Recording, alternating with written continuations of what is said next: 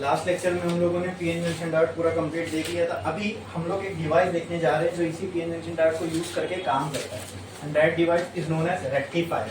अब इसकी जरूरत क्यों पड़ी, सोचो। मान लो पहले तो मैं इसका डेफिनेशन आपको लिखाता हूँ तो आपको समझ में आएगा इसके डेफिनेशन से थोड़ा इसकी नीड के बारे में। तो एक लाइन छोड़ो, स्टार डालो और लिखो रेक्टिफायर, स्टार डालो और लिखो रेक्टिफायर, लिखो rectifier. Rectifier. It is a device. It is a device. It is a device which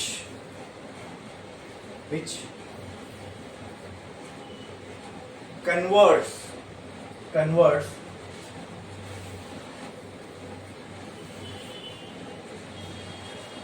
AC to DC, लिख लिया आपने? It is a device which converts AC to DC.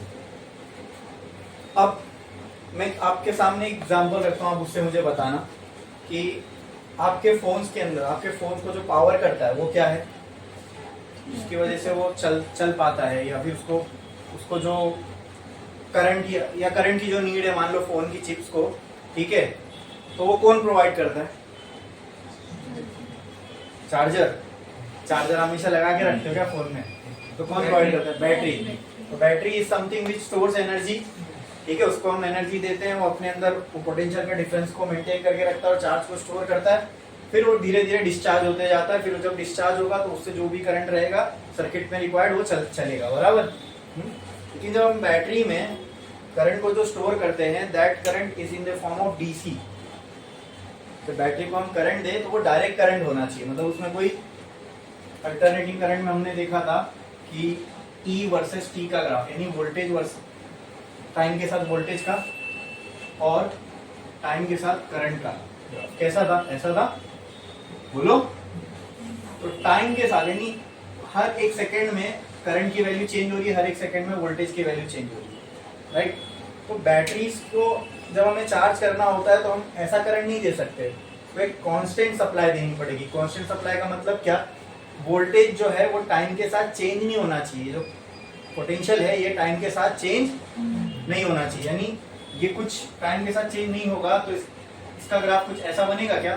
देखो ये, हाँ, क्या ये वोल्टेज टाइम के साथ चेंज हो रहा है? नहीं, यहाँ पर भी इतना ही है, यहाँ पर भी इतना ही है, लेकिन ये टाइम के साथ चेंज हो रहा है। इवन चेंज तो हो ही रहा है, ऊपर से इसकी वैल्यू पॉजिटिव नेगेटिव में भी चेंज हो रही है। क्लियर? तो बैटरी जैसे डिवाइसेस को हम ऐसा करंट नहीं दे सकते, वो खराब हो जाएगी, ठीक है। उसको चार्ज को अगर उसमें स्टोर करना है तो हमें उसको कैसा करंट देना पड़ेगा? Direct current. डायरेक्ट करंट मतलब वोल्टेज कांस्टेंट हो उसका, ठीक है। या डायरेक्ट करंट को हम ऐसे भी डिफाइन कर सकते हैं, the current is flows only in one direction, यानी ये करंट आपको दिख रहा है सिर्फ एक ही डायरेक्शन में, नेगेटिव में कोई करंट या वोल्टेज नहीं है। अगर इसका करंट का मैं ग्राफ बनाऊं तो भी कुछ ऐसा बनेगा, हाँ। टाइम के साथ क्या है? कांस्टेंट। अच्छा, तो ये बैटरी को कांस्टेंट करंट चाहिए, तो उसके लिए हमें कांस्टेंट वोल्टेज रखना पड़ेगा, बराबर। वोल्टेज कांस्टेंट, तो क्योंकि करंट का बाप तो वोल्टेज है, वोल्टेज आप बनाओ जो रिक्वायर्ड है, करंट उसके हिसाब से ही बनेगा, ठीक है। तो कांस्टेंट वोल्टेज हमें चाहिए ताकि हम बैटरी को चार्ज कर सकें, ठीक है। बट हमारे घर में जो करंट आ रहा है ये कौन सा है? अल्टरनेटिंग करंट है, एसी करंट है, ये भी हमने देखा था, ठीक है। 220 वोल्ट का एसी करंट है और कितना 50 या 60 हर्ट्ज का था, यानी एक सेकंड में वो तो 60 साइकिल कंप्लीट करता होगा। कितना फटाफट उसके अंदर करंट में चेंज आ रहा होगा। तो हमें कैसा करंट चाहिए जो टाइम के साथ कांस्टेंट हो, और ये कैसा करंट है तो एक सेकंड में कई बार 100 बार इसने अपने डायरेक्शन चेंज कर लिया, राइट। 50 हर्ट्ज का होगा तो 100 बार अपना डायरेक्शन चेंज कर रहा होगा, बराबर। ओके, तो यहाँ हमें एक नीड पड़ी, एक हमें एक ऐसा डिवाइस। तो लेकिन हाँ, जब भी हम चार्जर कनेक्ट करते हैं फोन में तो फोन की बैटरी को कुछ होता है क्या? जबकि यहाँ बोर्ड में कौन सा करंट आ रहा है? AC current. और बैटरी जो फोन की उसको कौन सा करंट चाहिए? Direct current, DC current, DC. Okay, ठीक है। बट हम तो ये सब सोचते नहीं, हम तो सीधा प्लग कर देते हैं, फोन चार्ज भी हो जाता है। तो कुछ तो चीज होती है जो बैटरी को खराब नहीं होने देती है, कुछ तो चीज ऐसी होती है। अच्छा, बैटरी को कौन सा करंट चाहिए? डीसी। यहाँ कौन सा आ रहा है, एसी। बैटरी चार्ज हो रही है, इसका मतलब उसको क्या मिल रहा है, डीसी मिल रहा है, तो इसलिए वो चार्ज हो रही है, बराबर। लेकिन हमारे घर में क्या आ रहा है, एसी करंट आ रहा है। तो ये सब चमत्कार जादू हो का रहा है, जिससे बैटरी फट भी नहीं रही है, बैटरी चार्ज भी हो रही है, और घर पे एसी करंट भी आ रहा है, फिर भी कुछ नहीं हो रहा है। तो वो जो हमारा डब्बा होता है ना, बॉक्स एडेप्टर, उसमें ये सब चीजें हो रही होती है। अंदर एक रेक्टिफायर सर्किट होता है। रेक्टिफायर सर्किट का काम क्या, अभी हमने लिखा, it converts AC to DC. तो एसी करंट को आपको किसमें कन्वर्ट करना है, तो उसके लिए एक चीज यूज होती है, उसका नाम है रेक्टिफायर।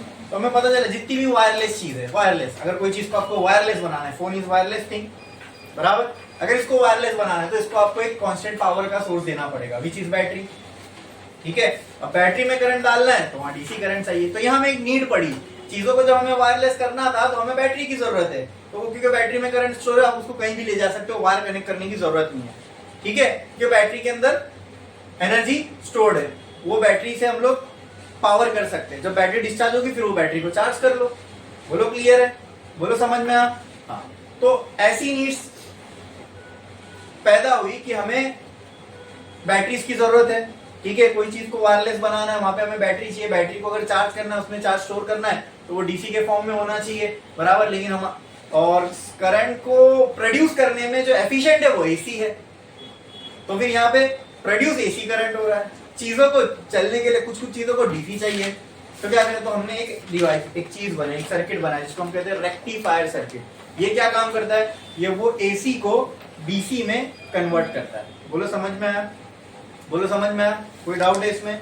अच्छा, मान लो, अब एक आपके सामने एग्जांपल, मान लो आपके घर पे लाइट चली गई, ठीक है। तो एक चीज लगी होती है मालूम, अक्सर जगह पे, जिसको हम इन्वर्टर बोलते हैं, हाँ। उससे फिर थोड़े टाइम के लिए लाइट चलती है, राइट, हाँ। तो घर पे जो इन्वर्टर होता है उसके नीचे आपने देखा बैटरी लगी होती है, बैटरी।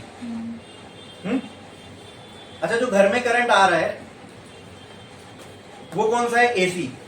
अब आपको लाइट जाने के बाद करंट को यूज करना है, तो इसलिए आपको पहले से कुछ करंट स्टोर करके रखना पड़ेगा।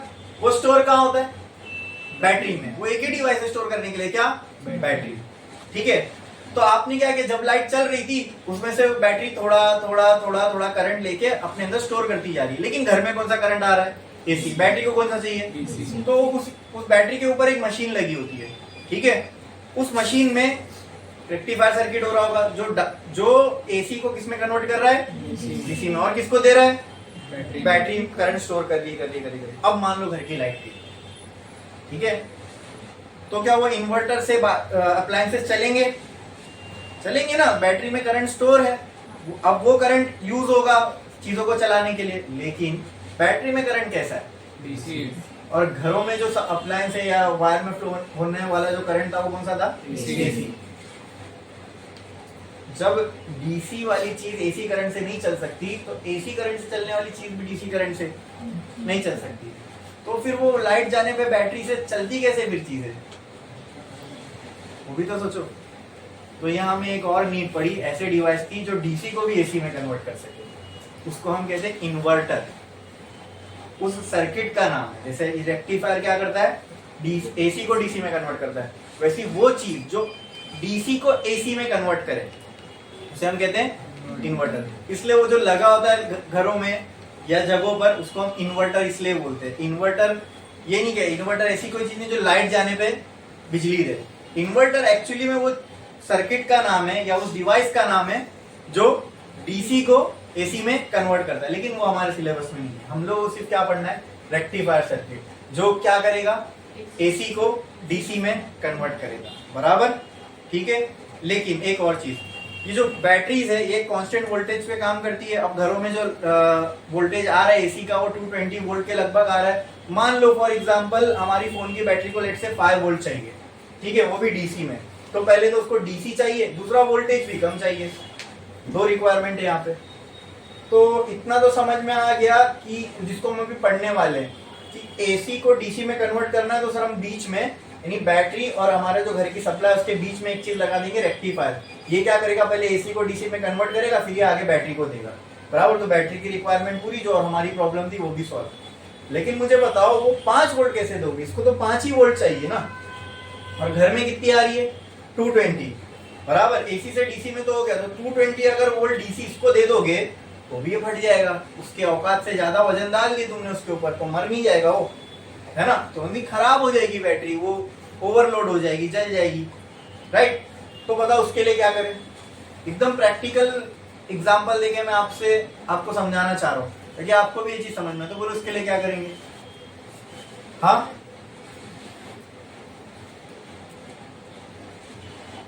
लगा के भाग जाएंगे, फटी तो देखा जाएगा, और नहीं फटा तो चलेगा।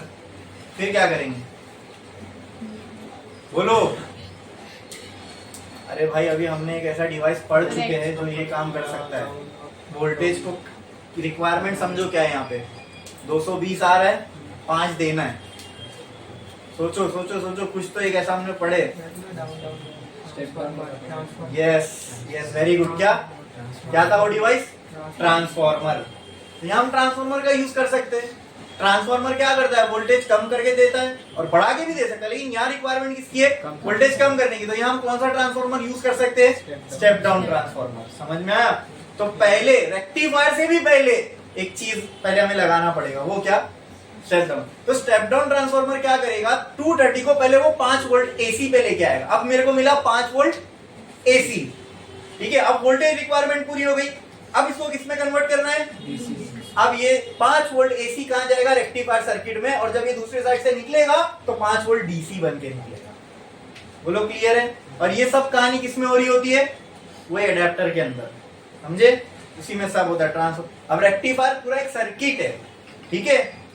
इस रेक्टिफायर में सिर्फ एक चीज नहीं होती है, पूरा का पूरा एक सर्किट है, काफी सारी चीजें उसके अंदर लगी हुई होती है जो स्टेप बाय स्टेप एक एक ऑपरेशन करती है, और हमारा जो एंड गोल है यानी डीसी बनाना, उसको अचीव करते हैं, ठीक है। तो सबसे पहला कंपोनेंट जो रेक्टिफायर सर्किट में यूज होता है, ठीक है, उसको रेक्टिफायर के नाम से ही हम कहते हैं हाफ वेव रेक्टिफायर, ठीक है, ठीक है। अब हम यहाँ पढ़ रहे हैं हाफ वेव रेक्टिफायर, फिर पढ़ेंगे फुल वेव रेक्टिफायर। तो ये मत समझना सिर्फ यही अकेला होता है, तो इसका अकेले का काम नहीं है एसी को डीसी, ये पूरी तरीके से कन्वर्ट नहीं कर पाता डीसी को, एसी को डीसी में। तो पूरी तरीके से कन्वर्ट करने के लिए हमें आगे भी कुछ चीजें लगती हैं, तो वो सब मिला के एक रेक्टिफायर सर्किट बनता है, समझे। बट मेजरली ये मेजर काम ये कर ले रहा है, इसलिए हमने इसको वो उपाधि दे दी रेक्टिफायर, ठीक है। तो सबसे पहला जो हम रेक्टिफायर पढ़ने वाले that is half wave rectifier. और हाफ वेव रेक्टिफायर में कुछ नहीं होता, सिर्फ एक पीएन जंक्शन डायोड होता है। क्या होता है, तो मान लो पीएन जंक्शन डायोड के पीछे एसी करंट होगा, और जो आगे निकलेगा वो क्या रहेगा, डीसी। और वो किसको जाएगा, जो भी आपका अप्लायंस है, जो भी आपको चलाना है। जैसे रेक्टिफायर से निकलने के बाद क्या करोगे आप, करंट निकालने के बाद कुछ तो यूज होगा ना उसका। जैसे अभी मैंने बोला बैटरी चार्ज करना है, मैंने बोला कहीं पे घर में वो जो बैटरी लगी है उसको चार्ज करना है, ठीक है, या कोई और अप्लायंस को आपको चलाना है जो डीसी पे काम करता है, राइट। तो कुछ तो आपका एप्लीकेशन होगा। तो रेक्टिफायर से जो भी करंट निकलेगा, या उसको मैं आउटपुट बोलूं चलेगा, रेक्टिफायर से जो भी आउटपुट निकलेगा उससे आप कुछ ना कुछ चलाओगे, उसको हम कहते हैं लोड। हाँ, इलेक्ट्रिकल टर्म्स में उसको कहते हैं लोड। जैसे ये फैन एक लोड है, ये लाइट एक लोड है, एसी एक लोड है, ठीक है। इन्हीं को हम रेजिस्टेंस भी बोलते हैं, ठीक है। ये इनके अक्रॉस वोल्टेज का ड्रॉप हो रहा है, इसलिए इनमें करंट का फ्लो हो रहा है। वोल्टेज ड्रॉप होता है तभी करंट का फ्लो होता है, वोल्टेज सेम होगा तो करंट का फ्लो नहीं होगा। पोटेंशियल डिफरेंस होना चाहिए ना करंट के लिए, ठीक है। बोलो क्लियर है। इसको करंट को इसकी कहानी को वैसे ही समझ सकते हो। पानी का 2 टाकी में अगर पानी का लेवल सेम है ना, तो कोई टाकी से कोई टाकी में पानी ट्रांसफर नहीं होगा। अगर एक टाकी में पानी ज्यादा है और एक टाकी में पानी कम है, और उसको आपने बीच से पाइप में कनेक्ट किया, तो ज्यादा वाली से कम वाली में फ्लो होगा। और कब तक फ्लो होगा, जब तक दोनों सेम नहीं हो जाते। एक बार दोनों का लेवल सेम तो पानी का फ्लो बंद, ठीक है। तो करंट का भी यही ऐसा ही कुछ हाल है, लेकिन पोटेंशियल के साथ। जब तक पोटेंशियल का डिफरेंस रहेगा, करंट हायर से लोअर पोटेंशियल पे फ्लो होता रहेगा, और जब ये पोटेंशियल डिफरेंस खत्म तो करंट का फ्लो बंद, समझे। हाँ चलो ठीक है। अभी हम लोग रेक्टिफायर देखने वाले, तो स्टार डालो और लिखो half wave rectifier. Half wave rectifier, इसका हम वेव फॉर्म भी देखेंगे। हाफ वेव रेक्टिफायर, अब इसमें क्या क्या होता है हाफ वेव रेक्टिफायर में। पहले तो मुझे रेक्टिफायर क्या काम करेगा, एसी को डीसी में कन्वर्ट करने का। लेकिन इसको जितना वोल्ट एसी दोगे उतना ही वोल्ट डीसी में कन्वर्ट कर देगा। तो हमको पहले इसको जितनी रिक्वायरमेंट है उतना वोल्ट देना पड़ेगा, तो उसके लिए पहले हमें कम करना पड़ेगा। तो इससे पहले मुझे क्या लगाना है, ट्रांसफॉर्मर। हो सकता है ज्यादा भी देना हो तो खाली मैं ट्रांसफॉर्मर लिख रहा हूँ, स्टेप अप स्टेप डाउन नहीं लिख रहा हूँ, ठीक है। तो यहाँ मैंने क्या किया, ये लगा दिया ट्रांसफॉर्मर। तो यहाँ पे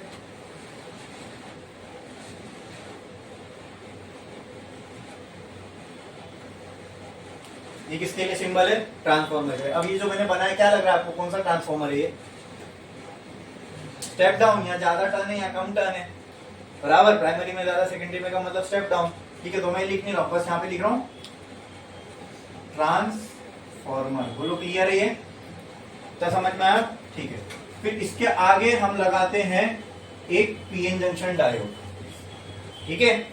हाफ वेव का मतलब इसमें एक ही पीएन जंक्शन डायोड, और हाफ वेव है ना, क्यों इसको हाफ वेव रेक्टिफायर बोलते हैं, आपको इसके वर्किंग से समझ में आएगा बहुत अच्छे से, ठीक है। फिर इसके आगे हमने, अब जब इसमें से जो भी आउटपुट निकलेगा वो सीधा कनेक्ट हो जाएगा, जो चीज जो आपको चलानी है, इसको हम कहते हैं लोड, ठीक है। ये क्या है हमारा लोड। यहाँ कोई फैन हो सकता है, कोई बैटरी हो सकती है, कोई फोन की बैटरी हो सकती है, कुछ भी हो सकता है। बोलो क्लियर है, ठीक है। यहाँ पे क्या, कौन सी सप्लाई होगी, एसी इनपुट। बोलो क्लियर है। यहाँ पे जो भी करंट होगा, ये जो यहाँ मैं चलो करंट भी बना देता हूँ, ये कौन सा होगा, एसी होगा। एसी करंट का सिंबल एसी होता है। ऐसा सर्किट डायग्राम बनाना कुछ मुश्किल था, समझ में आया। जो हमने सोचा वही लाइन से कनेक्ट करते गए। पहले हमने सोचा ट्रांसफार्मर जैसी चीज चाहिए ताकि हायर से लोअर हम वोल्टेज ला सके, तो पहले लगा दिया ट्रांसफार्मर। फिर वो चीज चाहिए जो कन्वर्ट करे, वो कन्वर्ट कौन करता है, ये। अब कैसे करता है वो देखेंगे, लेकिन कन्वर्ट करने वाली चीज थी वो हो गई ये। कन्वर्ट करके करोगे क्या, कुछ चीज चलानी होगी, वो लगा दी उसके आगे। बोलो क्लियर है, समझ में आया। ये सब बहुत डिफिकल्ट लगता है लोगों को, लेकिन कुछ भी नहीं है। जो हमारे दिमाग का फ्लो है उसी फ्लो में हमें जो है बस सिंबल्स लगाते जाना है, एक दूसरे के साथ टच करते जाना है। अच्छा, अब इसका वर्किंग समझते हो, बहुत मजेदार वर्किंग है इसका, ठीक है। इनपुट क्या दे रहे हैं हम लोग, ये इनपुट का ग्राफ बना रहा हूं मैं, किसका, इनपुट का। इनपुट क्या दे रहे हैं हम लोग, एसी, क्या, ठीक है। तो चलो वोल्टेज या फिर चलो करंट का बना दो, करंट वर्सेस टाइम का graph. Same voltage versus time का ग्राफ भी यही होगा, ठीक है। तो इनपुट क्या ऐसा होगा, एसी है तो बोलो, एक और आगे बना देता हूं, ये इसी को मैं नीचे खींचता हूं और इसी के करस्पॉन्डिंग हम लोग दूसरे ग्राफ भी बनाएंगे, ओके।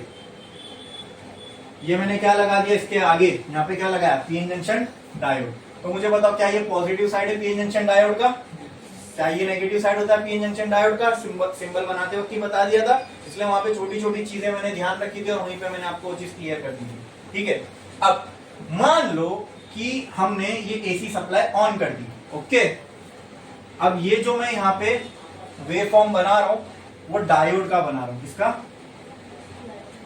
डायोड का, ठीक है, ठीक है। चलो, ये पॉजिटिव साइकिल है एसी की, ये नेगेटिव, ये पॉजिटिव, ये नेगेटिव, ये पॉजिटिव, बराबर। ये मैंने करेक्ट है, सही बनाया, ठीक है। अब चेक करते हैं, पहले कौन सी साइकिल चल रही है, पॉजिटिव साइकिल, ठीक है। पॉजिटिव साइकिल चल रही होगी तो मान लेते हैं कि ये साइड पॉजिटिव था और ये साइड नेगेटिव था, ठीक है। तो ये वाला साइड क्या हो जाएगा, पॉजिटिव, ये वाला साइड क्या हो जाएगा, नेगेटिव। डायोड को चेक करो, पॉजिटिव पॉजिटिव से कनेक्टेड है, इतना ही काफी है। तो कौन सा हो गया, फॉरवर्ड। हाँ, यहां से भी चेक करोगे तो आपको दिखेगा ये नेगेटिव नेगेटिव से, लेकिन एक भी समझ में आ गया, अगर पॉजिटिव पॉजिटिव से कनेक्ट है तो सीधी सी बात है नेगेटिव किससे कनेक्ट हो रहा होगा, नेगेटिव से। ये कौन सा बायस है, फॉरवर्ड बायस। तो जब पॉजिटिव हाफ साइकिल चली एसी की तो पीएन जंक्शन डायोड किस में कनेक्ट हो गया, फॉरवर्ड बायस में। किसमें, क्या PN junction diode forward bias में काम करता है, वर्क करता है, यस। ऑपरेट वो फॉरवर्ड में ही करता है। तो क्या ये अपने अंदर से करंट को फ्लो होने देगा, यस। तो इसमें से करंट फ्लो होगा, पॉजिटिव हाफ साइकिल जब चल रही होगी एसी की, और किसमें चला जाएगा, लोड में, बराबर। फिर यहां से करंट गया, सर्किट कंप्लीट, क्लियर। तो क्या पॉजिटिव हाफ साइकिल में डायोड में से करंट फ्लो हुआ, बोलो, अरे बोलो, yes. तो डायोड में हम ये पॉजिटिव हाफ साइकिल के टाइम पे करंट दिखाएंगे, दिख रहा है, करंट फ्लो हुआ ना, दिखा, ठीक है। चलो नेक्स्ट, अब नेगेटिव हाफ साइकिल चली, नेगेटिव हाफ साइकिल चली तो ये नेगेटिव हो गया और ये तो ये भी क्या हो जाएगा, नेगेटिव। और ये अब डायोड को चेक करो, डायोड को चेक करो, डायोड का कनेक्शन किसमें हो गया, रिवर्स बायस। रिवर्स बायस में पीएन जंक्शन डायोड काम करेगा नहीं, अपने अंदर से करंट को फ्लो होने ही नहीं देगा। तो जब यहां से करंट फ्लो हो ही नहीं सकता तो लोड में करंट जाएगा, अरे बोलो जाएगा। तो यहां पे मैं लोड का भी एक ग्राफ बनाता हूं, लोड टाइम के साथ ग्राफ। जब डायोड में करंट आया तब लोड में करंट होगा, नहीं तो होगा क्या। अच्छा, अब नेगेटिव हाफ साइकिल से लिखा, डायोड में कोई करंट था, इसके लिए मैंने इसकी स्ट्रेट लाइन बनाया, नो करंट, जीरो करंट, ठीक है। तो क्या लोड में कोई करंट जाएगा, नहीं, ओके ठीक है। तो लोड में भी कोई करंट नहीं गया, जीरो करंट पहुंचा लोड तक। बोलो क्लियर है, समझ में आया, हाँ ठीक है। फिर चली पॉजिटिव हाफ साइकिल, तो ये क्या हो गया, पॉजिटिव, ये क्या हो गया, नेगेटिव। अरे बोलो क्लियर है, हाँ। अगर मान लो ये अलाउ नहीं करा तो करंट फिर शॉर्टेस्ट पाथ चूज करेगा, यहीं से वापस रिटर्न चला जाएगा। लोड में तो वो गया ही नहीं, क्योंकि यहाँ से उसको आगे एंट्री नहीं मिली जाने की। तो बोला चल तू नहीं जाने दे रहा तो मैं पीछे से चला जाऊंगा, क्लियर है। अरे करंट के लिए सर्किट काम करने के लिए पूरा फ्लो कंप्लीट होना चाहिए, ठीक है। तो आपको पता है करंट कभी कंज्यूम नहीं होता, मतलब जो इलेक्ट्रॉन जहां से आया ना वहां रिटर्न चले जाते हैं। तो फिर कभी ये सोचे हो कि हम पे किस चीज को करते हैं जब कोई चीज यहाँ खत्म ही नहीं हो रही है। तो हम पे किस चीज के लिए करते हैं, जब हम बिल पे करते हैं तो पैसा किस चीज का लिया जाता है, जब यहाँ कोई चीज खपत ही नहीं हो रही है। एक चीज खत्म हो तो समझ में आता है उसको चार्ज के लिए चार्ज किया जा रहा है। तो हम पे उसलिए करते हैं, ये करवाने के लिए ना एनर्जी चाहिए। आपको पता है वो एसी करंट जो यहाँ आ रहा है वो अपने आप नहीं बना, कहीं तो भी हमने एक टरबाइन घुमाए होंगे, फिर फ्लक्स चेंज हुआ होगा। तो फ्लक्स चेंज करने के लिए उस टरबाइन को घुमाना पड़ेगा। अब वो घुमाओगे आप कोयला बन करके या फिर पानी के फोर्स से, हवा के फोर्स से, ठीक है। तो उसको सेटअप करने और चलाने के लिए जो कॉस्ट लगता है ना, ठीक है, वो कॉस्ट और उस पे कंपनी अपना मुनाफा रख के आपको चार्ज करती है, वो चीज के लिए हम पे कर रहे हैं, समझे। बाकी ये तो हमने समझ लिया था कि कुदरत ऐसे काम कर रही है, समझ में आया। अब इसको वर्क करा रहे हैं हम लोग, तो वही जो उसका सेटअप कॉस्ट होता है, जो उसमें मेंटेनेंस लग रहा है, वो चीज चल रही है रोज रोज, उसमें जो खर्चा हो रहा है उसके लिए हम पे कर रहे हैं। बाकी करंट ये समझ में आया ये कैसे काम कर रहा है। अच्छा, फिर पॉजिटिव हाफ साइकिल चली, ये पॉजिटिव ये नेगेटिव, तो फिर ये फिर से क्या हो जाएगा, ये पॉजिटिव और ये, तो अब डायोड फिर से किसमें कनेक्ट हो गया, फॉरवर्ड बायस में। तो क्या अभी अपने अंदर से करंट को फ्लो होने देगा, यस। तो क्या लोड में से भी करंट जाएगा, यस। डायोड में से करंट गया, यस। कहां गया, पॉजिटिव हाफ साइकिल में। इसमें भी आएगा, यस आएगा, बोलो क्लियर। फिर यहाँ करंट नहीं होगा, यहाँ करंट तो वहां नहीं तो यहाँ भी नहीं, फिर यहाँ करंट होगा, यस यहाँ। तो हर हमने देखा, देखो ये फुल साइकिल होती है एक एसी की, ठीक है। ये हाफ साइकिल होती है एक एसी की, ठीक है, ठीक है। दूसरा, what is a rectifier, converts AC to, now tell me what is DC, what is direct current, a current which flows only in, जरा डायोड को गौर से देखो, क्या इसमें दूसरे डायरेक्शन में कहीं पे आपको करंट दिख रहा है, क्या करंट सिर्फ एक डायरेक्शन में, लोड को देखो, लोड में से करंट क्या सिर्फ एक डायरेक्शन में फ्लो हो रहा है, क्योंकि दूसरे डायरेक्शन का करंट लोड में जा रहा है, हो गया ना डीसी में कन्वर्ट। यही तो करना था, एसी को डीसी में कन्वर्ट करना है, right. What is DC, current which flows only, तो यहाँ पे एक ही डायरेक्शन में तो करंट मिल रहा है, हो गया ना डीसी में कन्वर्ट, इसलिए से हम क्या कहते हैं, रेक्टिफायर। बोलो क्लियर है।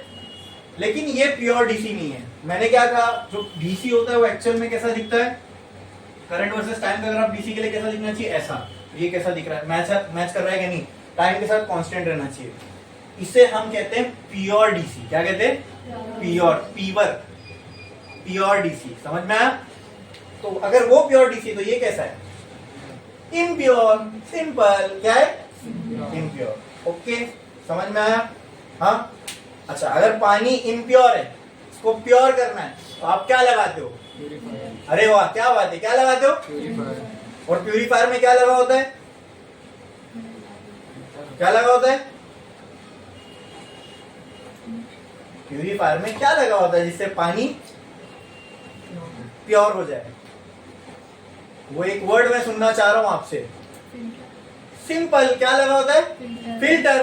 क्या लगा होता है, तो अगर मैं ये बोलूं कि एक इम्प्योर चीज है उसको फिल्टर से पास करूं तो वो प्योर होगी, बस उतना ही लॉजिक यहाँ लगाना है। ये क्या है, उसको क्या करना है, तो इसको किससे गुजारेंगे, तो रेक्टिफायर के बाद अगला मैंने बोला ना जो जो स्टेप आएगा वो क्या होगा, फिल्टर सर्किट। क्योंकि अभी इलेक्ट्रिकल सब चीज चली तो फिल्टर तो है, क्योंकि यहाँ पे सब कंपोनेंट इलेक्ट्रिकल है तो फिल्टर सर्किट, सर्किट का ही एक पार्ट है ना वो, ठीक है। पहले होता है रेक्टिफायर, फिर होता है रेक्टिफायर से डीसी में तो हो गया कन्वर्ट, डीसी का डेफिनेशन इसने फॉलो कर लिया, एक डायरेक्शन में फ्लो हो रहा है, यस। लेकिन आप सोच के देखो, इसमें एसी में ये भी करंट है ये भी करंट है, लेकिन वो करंट लोड तक पहुंच पा रहा है नहीं, मतलब ये एफिशिएंट नहीं है रेक्टिफायर, ये सिर्फ आधे करंट को ही काम में ले पा रहा है, राइट, दूसरे आधे से ये काम नहीं ले पा रहा है, तो क्या ये अपने आप में इनएफिशिएंट है, यस। और आप गौर से देखोगे तो इसने एसी की फुल साइकिल को नहीं रेक्टिफाई करना, मतलब क्या, एसी को डीसी में कन्वर्ट करना, तो इसने रेक्टिफाई तो किया, एसी को डीसी में कन्वर्ट किया, लेकिन पूरी साइकिल को क्या किया, आधी साइकिल को, इसलिए इसे कहते हैं हाफ वेव रेक्टिफायर।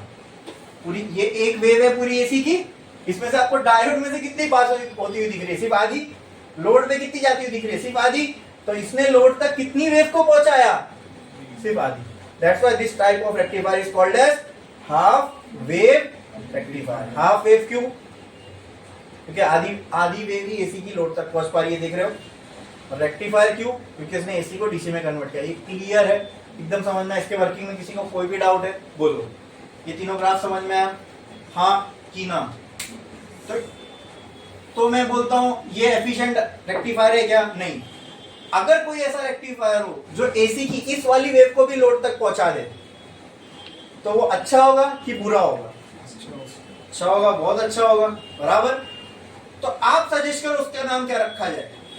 अगर ये हाफ वेव को रेक्टिफाई कर रहा है तो वो क्या करेगा, तो उसका नाम क्या रखना चाहिए, और एग्जैक्टली ऐसा एक डिवाइस हम नेक्स्ट देखने वाले विच इज फुल वेव, तो वो क्या करेगा, पूरी वेव को रेक्टिफाई करेगा, या आधी वेव को कर पा रहा है, समझे। रेक्टिफाई बोल रहा हूं तो ये समझ में आ रहा है ना क्या, अब मैं आगे बोलूंगा रेक्टिफाई कर रहा है तो इसका मतलब एसी को डीसी में कन्वर्ट कर रहा है, क्योंकि वो मैंने यहाँ चीज समझा दी, क्लियर है, पक्का। बनाओ इसका सर्किट डायग्राम और इसके ग्राफ हाफ वेव के लिए जल्दी।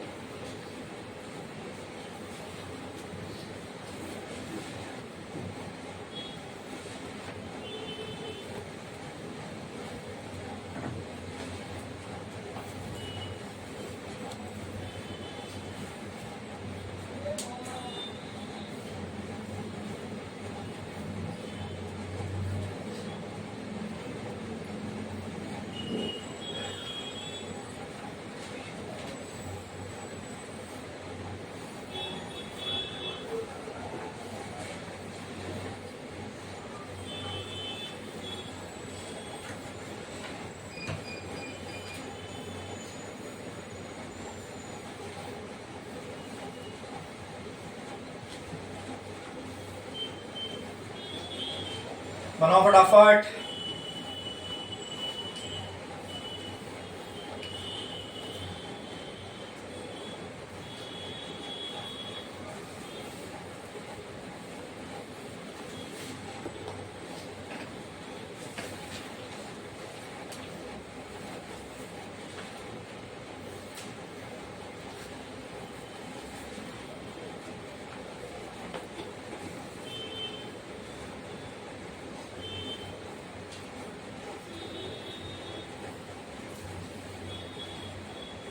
गलत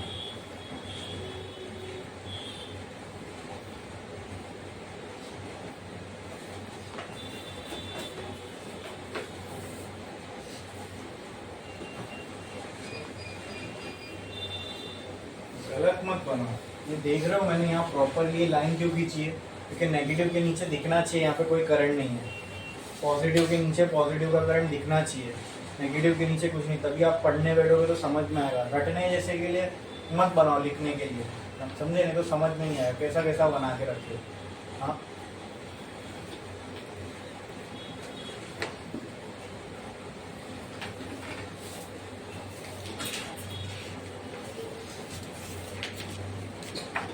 गलत बनाए हो। लोड में क्यों नेगेटिव साइकिल के टाइम पे लोड में कहाँ से करंट दिख रहा है आपको? साफ साफ यहाँ कोई है ही नहीं, आपने क्यों बनाए हो?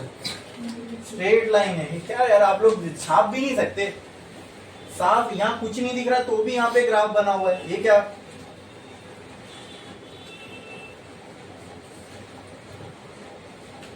हो गया लिख के? नेक्स्ट स्टार डालो, हेडिंग लगाओ, full wave rectifier. Full wave rectifier. अब फुल वेव रेक्टिफायर में एक डायोड ने आधी वेव रेक्टिफाई की, एक और डायोड लगा दो, पूरी वेव का काम हो जाएगा। ठीक है, क्या ये पॉजिटिव है डायोड का, ये नेगेटिव है डायोड का? ठीक है, अभी हम देखते हैं। पॉजिटिव वाली कहानी समझ गए थे, नेगेटिव हाफ साइकिल में प्रॉब्लम हो रही थी। चलो पॉजिटिव हाफ साइकिल चलेगी, ध्यान से सुनना। पॉजिटिव हाफ साइकिल चली शुरुआत में, ठीक है। अब मैं इसको दो नाम देता हूँ, ये देता हूँ डायोड 1, इसको देता हूँ डायोड 2। इसको मैं हटा दूं, इसको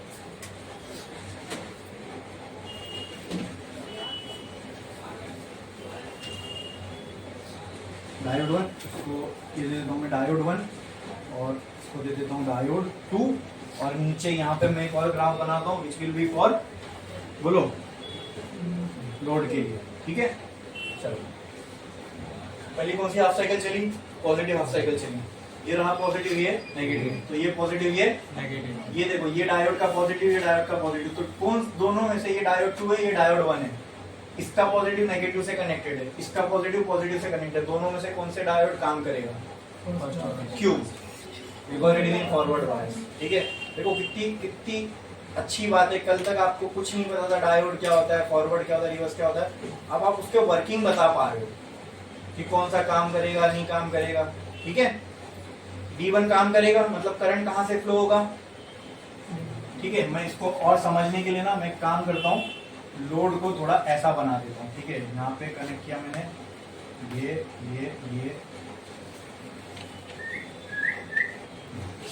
ऐसे, यहाँ पे ये है लोड। ठीक है, ताकि वर्किंग अच्छे से समझ में आए, और कुछ नहीं। D1 काम किया, ओके। तो D1 में से करंट फ्लो हुआ, इधर आया, ये तो रिवर्स में कनेक्टेड है, यहाँ से करंट तो जा नहीं सकता। तो करंट के पास दो रास्ते ना यहाँ आने के बाद, इधर से जाना एक, इधर से जाना। तो यहाँ से तो इसकी नो एंट्री है, चौकड़ी है, इसको कहाँ से जाएगा फिर? लोड से, बराबर। ड्यूरिंग पॉजिटिव हाफ साइकिल कौन से डायोड में से करंट फ्लो हुआ और लोड में गया लोड में, यस, लोड से गया, यहाँ गया, यहाँ गया, यहाँ गया, रिवर्स, खत्म, सर्किट कंप्लीट। बोलो क्लियर है? ठीक है, तो पॉजिटिव हाफ साइकिल में कौन से डायोड से करंट फ्लो हो रहा है? D1। तो जब पॉजिटिव हाफ साइकिल चलेगी, क्या D1 में करंट दिखेगा? यस, दिखेगा, ओके। अब नेगेटिव हाफ साइकिल चली, पिछली बार इसमें कोई काम नहीं हो रहा था, नेगेटिव हाफ साइकिल चली, उसमें क्या हो जाएगा? ये नेगेटिव, ये पॉजिटिव, तो ये भी क्या हो गया? नेगेटिव और ये पॉजिटिव। अब दोनों को चेक करो और बताओ कौन फॉरवर्ड बायस में कनेक्टेड है? D2। तो किसमें से करंट फ्लो होगा, किसमें से नहीं होगा? अब नेगेटिव हाफ साइकिल में इसमें तो वैसे भी करंट नहीं फ्लो होगा, पहले भी देखे थे। किसमें से करंट फ्लो होगा? इसमें से करंट फ्लो होगा, D2 में से। बोलो क्लियर है? ये कौन सी साइकिल थी? Negative cycle. अरे बोलो क्लियर। अब D2 में से करंट फ्लो हुआ, यहाँ गया, करंट के पास दो रास्ते, इधर इधर, यहाँ गया, अरे तो रिवर्स में ही करंट की चौकड़ी, यहाँ पे करंट की एंट्री नहीं है। करंट कहां से जाएगा? लोड से, सर्किट कंप्लीट। समझ में आया? बोलो क्लियर है? हाँ, फिर पॉजिटिव हाफ साइकिल चली, फिर कौन रिवर्स में हो जाएगा, कौन फॉरवर्ड में हो जाएगा? D1 forward, D2 reverse. तो जब पॉजिटिव हाफ साइकिल चलेगी D1 में करंट दिखेगा। ठीक है, अच्छा, पॉजिटिव हाफ साइकिल के टाइम यहाँ कोई करंट दिखा? तो जब पॉजिटिव हाफ साइकिल चल रही थी, ये तो रिवर्स में था, तो तब यहाँ कोई करंट दिखेगा? नहीं। पॉजिटिव हाफ साइकिल चली, फिर 1 से करंट 2 में, टू वाला डायोड, सेकंड डायोड काम नहीं करेगा। फिर नेगेटिव हाफ साइकिल चली, फर्स्ट डायोड काम नहीं करेगा, कौन सा काम करेगा? सेकंड डायोड, ठीक है। फिर पॉजिटिव हाफ साइकिल चली, फर्स्ट वाला काम करेगा, सेकंड वाला काम। लेकिन दोनों ही केस में, चाहे पॉजिटिव हाफ साइकिल चल रही हो चाहे नेगेटिव हाफ साइकिल चल रही हो, दोनों ही केस में लोड तक करंट पहुंचा, यस। तो क्या पॉजिटिव हाफ साइकिल के टाइम पे लोड पे करंट पहुंचा था? यस, पॉजिटिव की वजह से। यहाँ पे करंट पहुंचा था, यस। ये किसकी वजह से था? D1 की वजह से। ये किसकी वजह से था? फिर ये वाला, ये वाला, ये वाला। तो हाथ चाहे पॉजिटिव हो चाहे नेगेटिव हो, लोड को देख रहे हो। अब लोड में सारी साइकिल्स में करंट पहुंच रहा है, वही तो पर्पस था। हमें जो भी चीज चलानी है वहां पर ये पूरे करंट को हम पहुंचा सके, ये हमको चाहिए था। तो क्या अभी हम पहुंचा पा रहे? हाँ, 2 डायोड यूज कर लिया हमने। तो क्या ये डायोड पूरी वेव को रेक्टिफाई कर पा रहा है? अब लोड चेक करो, क्या लोड में जो करंट मिला क्या वो एक ही डायरेक्शन में? यहाँ देखो क्या था? AC। यहाँ क्या मिल रहा है? DC। क्या ये प्योर DC है? प्योर ऐसा होता है। अब क्या ये DC में तो कन्वर्ट हो गया। अब क्या करना है? इस इम्प्योर DC को क्या बनाना पड़ेगा? प्योर। क्या बनाना पड़ेगा? प्योर। अब उसके प्रोसेस में जाएंगे। उसके लिए क्या चाहिए? फिल्टर। समझ में आया? इसका नेक्स्ट पार्ट क्या है? Filter circuit. ये फुल वेव समझ में आ गया। इसका एक और है ब्रिज रेक्टिफायर, बट वो अपने को सिलेबस में नहीं है, ठीक है। करो ये full wave rectifier. Bridge rectifier भी फुल वेव जैसा, वो भी पूरी वेव को करता है, वो इससे ज्यादा एफिशिएंट है। उसमें 4 डायोड यूज होते हैं। 4 डायोड एक साथ काम करते हैं। इसमें 2 कर रहे हो तो उसमें 4 एक साथ काम करते हैं।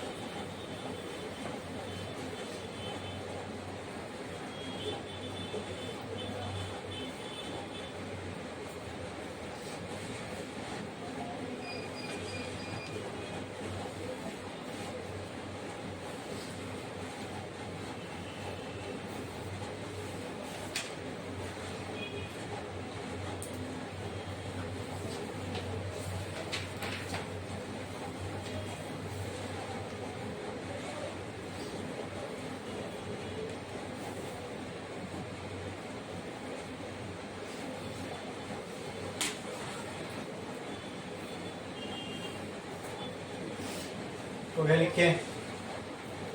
बना लो फटाफट।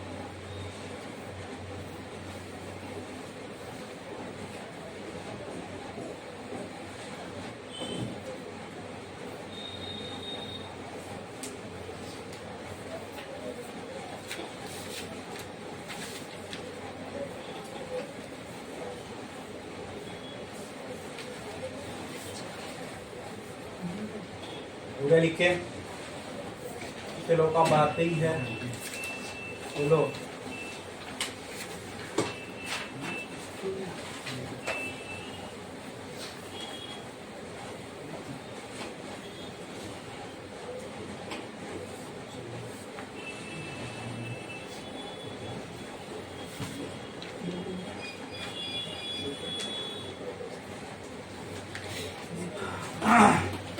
अब हमने जो देखा ये था कौन सा circuit, rectifier circuit. Rectifier circuit क्या काम करेगा, एसी को डीसी में कन्वर्ट करने का, कर दिया इसने, ठीक है। क्या ये पूरी तरीके से डीसी लग रहा है? अब लेकिन आप देखो ये तो 50% एसी लग रहा है अभी भी। डीसी किसने सिर्फ एक क्राइटेरिया पूरी की, वो क्या, current flowing in one direction. इस हिसाब से इसको हम डीसी तो बोल सकते हैं, लेकिन प्योर डीसी बोल सकते हैं नहीं, क्योंकि ये आधा तो पूरा का पूरा एसी जैसा दिख रहा है। तो क्या मैं बोल सकता हूँ इसमें एसी की मिलावट अब भी है, मुझे प्योर चाहिए, मुझे क्या चाहिए, प्योर चाहिए डीसी।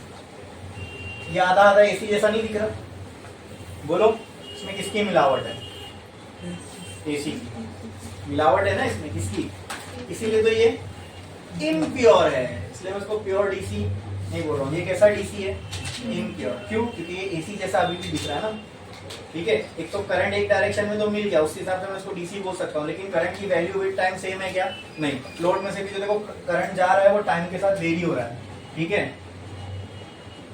टाइम के साथ वेरी हो रहा है। बोलो क्लियर है? प्योर डीसी का मतलब क्या हो, देखो टाइम के साथ करंट की वैल्यू चेंज ना हो, उसको हम कहते हैं प्योर डीसी।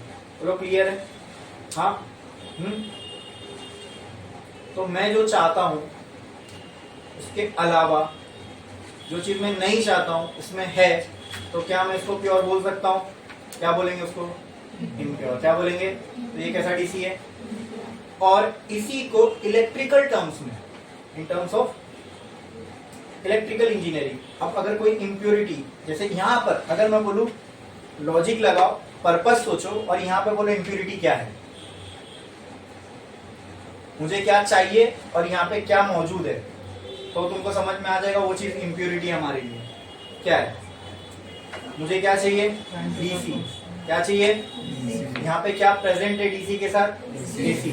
बोलो क्लियर है? वो इम्प्योरिटी बराबर, उसी को इलेक्ट्रिकल टर्म्स हम रिपेल्स बोलते हैं। क्या बोलते हैं, रिपेल्स। क्या बोलते हैं, आई बात समझ में? ठीक है, बोलो क्लियर है? बोलो क्लियर है? रिपेल्स का मतलब क्या, डीसी के अंदर एसी कंपोनेंट का प्रेजेंट होना। बोलो, अरे मुझे कोई चीज चाहिए, उसके अंदर कोई ऐसी चीजें जो मुझे नहीं चाहिए, ठीक है। जैसे अगर मैंने मान लो दूध का ग्लास लिया, उसके अंदर 4 पत्थर आ गए, तो पत्थर वो दूध के ग्लास के लिए क्या हो गए, इम्प्योरिटी, ठीक है। आई बात समझ में? That is an unwanted thing. बोलो क्लियर है? क्या मैं बोल सकता हूँ इम्प्योरिटी के कुछ कंपोनेंट इसके अंदर है, ठीक है। उस केस में, दूध के केस में स्टोन्स हो गए रिपेल्स। बोलो क्लियर?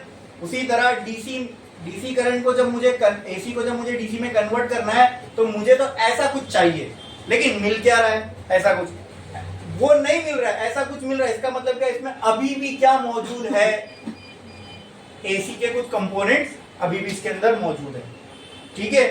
बोलो क्लियर है? तो मेरे लिए वो अनवांटेड चीज है, तो समझ जाओ अगर मैं इसको इम्प्योर बोल रहा हूं तो वो इम्प्योरिटी का काम कौन कर रहा है, वो एसी का कंपोनेंट। एसी के कुछ टुकड़े अभी भी इसमें है, देखोगे तो ये एसी जैसा अभी भी तो दिख रहा है ना, लेकिन आधा, तो मैं इसको आधा डीसी बोल सकता हूँ। डीसी तो बोल सकता हूँ, लेकिन आधा डीसी, लेकिन मैं इसको आधा एसी भी बोल सकता हूँ, बात तो एक ही है दोनों।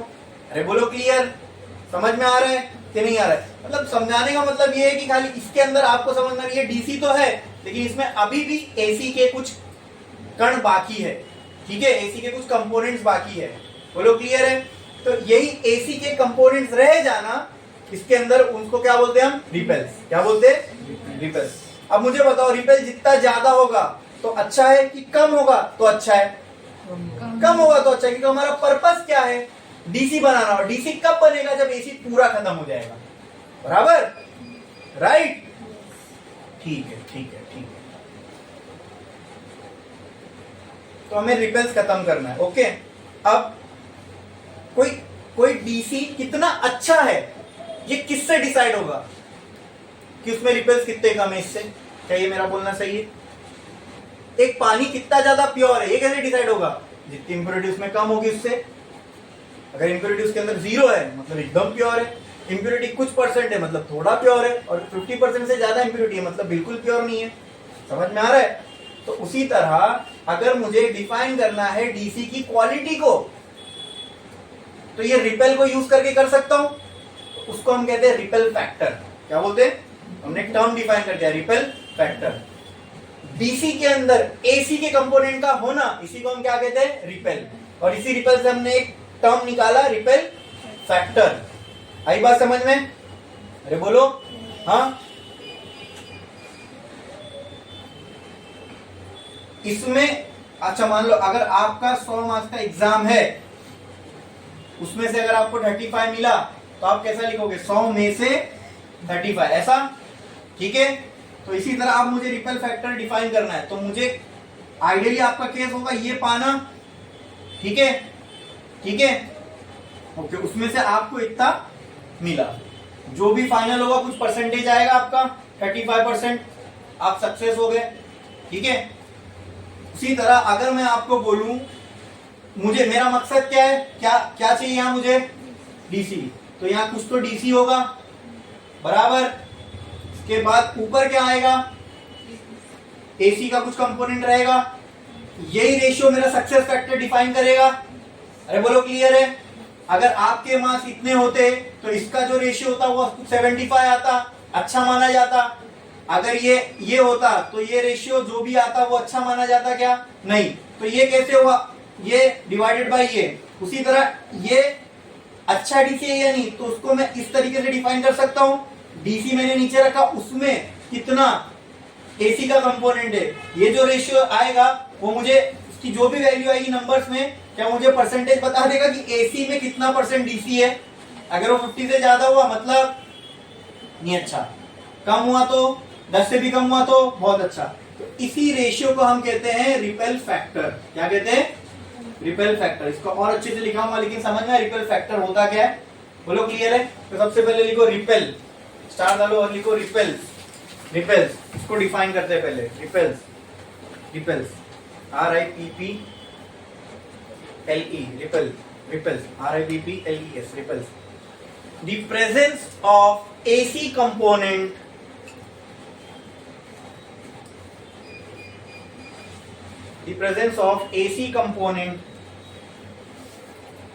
in DC is called as repels. Simple है। अगर आपको सुनो डीसी ऐसा नहीं दिख रहा है, आपको क्या चाहिए? डीसी डायरेक्ट करंट, वो अगर ऐसा नहीं दिख रहा है तो आप बोल सकते हो उसमें रिपेल्स है, खत्म। क्या बोल सकते हो? उसमें रिपेल्स है। अच्छा, रिपेल का मतलब क्या? एसी का मौजूद होना, राइट। अगर ये ग्राफ जब तक कर्व दिख रहा है इसका मतलब इसमें एसी है, क्योंकि एसी का ग्राफ कर्व जैसा होता है, राइट। ये ग्राफ जब तक कर्व जैसा दिखेगा तब तक इसके अंदर एसी मौजूद है। ये ग्राफ धीरे धीरे क्या होने की कोशिश करेगा? कर्व से स्ट्रेट। जैसे स्ट्रेट हो गया मैं बोल सकता हूँ ये प्योर डीसी बन गया। समझ में आया? ठीक है। तो ये रिपेल्सी है वो इंप्योरिटीज, ठीक है। अब जितनी ज्यादा इंप्योरिटी उतना खराब डीसी, जितनी कम इंप्योरिटी उतना अच्छा डीसी। तो क्या रिपेल से हम डिसाइड कर सकते हैं अच्छा है बुरा? इसलिए हमने एक टर्म डिफाइन कर दिया विच इज रिपेल फैक्टर। तो एक लाइन छोड़ो और स्टार डालो, लिखो ripple factor. Ripple factor, ripple factor RF, bracket में लिख दो RF, ripple factor. It is defined as, लिखो, it is defined as the ratio of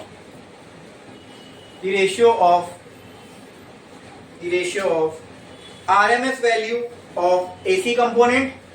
It is defined as the ratio of RMS value of AC component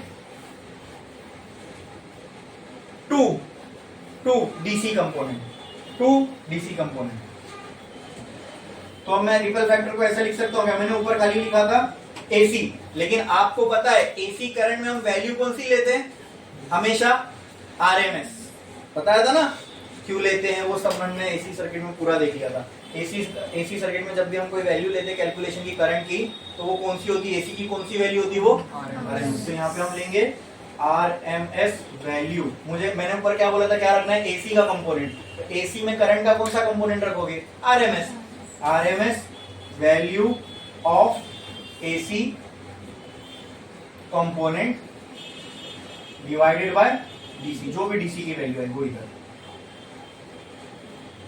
अब DC में तो कोई average निकालने का सीन ही नहीं है, ये चेंज होता रहता है, इसलिए इसमें एवरेज निकालते हैं। उसमें क्या एवरेज निकालेंगे, वो तो एक ही वैल्यू, उसका एवरेज क्या आएगा?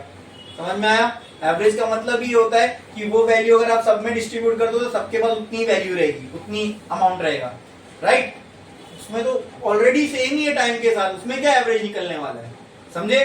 तो इसलिए हमने यहाँ आरएमएस ये सब नहीं लिखा है, यहाँ डायरेक्ट डीसी की वैल्यू आएगी और यहाँ क्या वैल्यू आएगी? RMS value of AC. ठीक है, बोलो क्लियर है? अब वो एसी को खाली हम एसी कंपोनेंट ऐसा क्यों बोल रहे? क्योंकि डीसी में कंपोनेंट वर्ड क्यों आगे लगा रहे? इससे डरना घबराना नहीं। हाँ, ये इंग्लिश के अगर कुछ वर्ड्स आ गए ना हमारे लिखने में तो इससे डरने का नहीं। कंपोनेंट क्यों लगा रहे हम इसके आगे?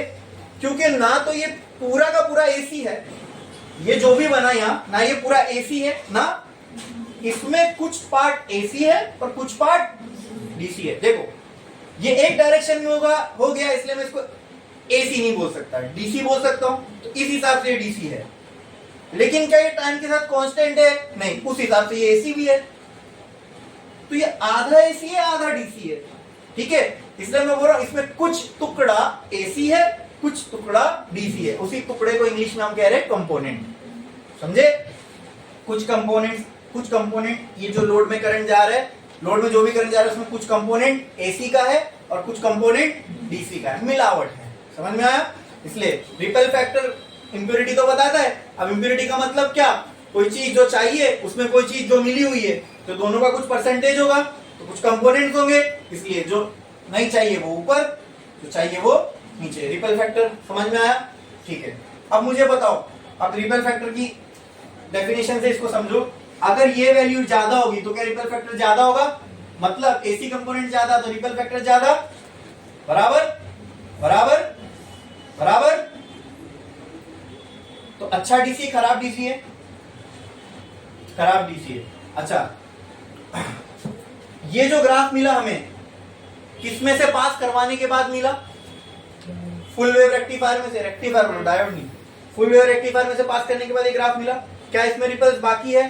तो अगर कोई रेक्टिफायर रिपल्स को, कोई रेक्टिफायर से निकलने के बाद अगर रिपल फैक्टर ज्यादा है, रिपल फैक्टर ज्यादा है, इसका मतलब उसमें इंप्योरिटी ज्यादा है। प्योर डीसी नहीं है, उसको क्या करना पड़ेगा? प्योर। अगर कहीं कोई रेक्टिफायर से निकलने के बाद अगर ये एसी के कंपोनेंट कम है तो रिपल फैक्टर भी क्या होगा? कम होगा। क्या होगा? रिपल फैक्टर कम है तो इसका मतलब आगे फिल्टर करने में इसको मेहनत ज्यादा नहीं लगेगी, समझे? अगर कोई बहुत गंदा पानी है तो उसको फिल्टर करने में ज्यादा मेहनत लगेगी ना, और अगर थोड़ी कम इंप्योरिटी उसके अंदर तो इजीली फिल्टर हो जाएगा, बराबर। तो ये जो भी लोड में करंट जा रहा है रेक्टिफायर से निकलने के बाद, क्या ये प्योर है? नहीं, इसमें क्या प्रेजेंट है? इंप्योरिटी। उसी इंप्योरिटी को हम क्या कह रहे हैं? रिपेल। और रिपेल किसके फॉर्म में है? एसी के फॉर्म में, राइट? अब उसको निकालना और डीसी को प्योर बनाना है, तो प्योर करना है तो क्या लगाओगे? फिल्टर। क्या लगाओगे? फिल्टर। आई बात समझ में? ठीक है, तो हाफ वेव रेक्टिफायर का रिपेल फैक्टर सबसे खराब होता है, फुल वेव का उससे अच्छा होता है, ब्रिज का इससे भी अच्छा होता है। आई बात समझ में? बोलो क्लियर है? इसलिए ब्रिज रेक्टिफायर यूज करते हैं, क्योंकि यहां से निकलने के बाद, रेक्टिफायर से निकलने के बाद जो एसी के कंपोनेंट बचते हैं वो बहुत कम बचते हैं ब्रिज रेक्टिफायर से, ठीक है? तो मैंने क्या कहा, जितनी इंप्योरिटी तुमको गंदगी कम होके मिलेगी उतना फिल्टर करना आसान होगा ना।